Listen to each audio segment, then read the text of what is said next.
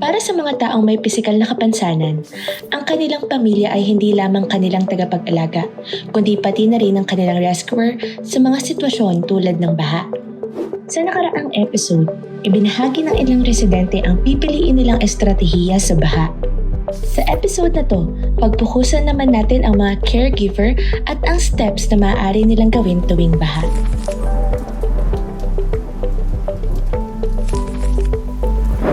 Bago pa lang bumaha, ipaalam na sa barangay kung ano ang pangangailangan ng kasamang tao na may pisikal na kapansanan.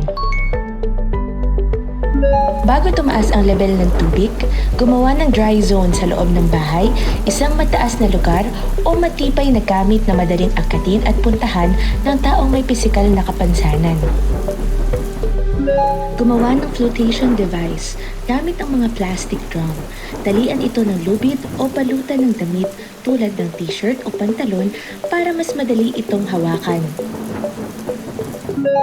Ipwesto ang dry zone o flotation device malapit sa bintana o pintuan para madali itong makita ng mga rescuer. Sa pag-alalay ng taong may pisikal na kapansanan, isuporta sila sa may baywang at braso, lumakad ng dahan-dahan sabay ang hakbang. Panghuli, tumawag sa barangay para makahingi ng tulong.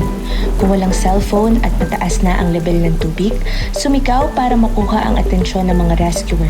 Sumigaw sa kanan, gitna, kaliwa at likod.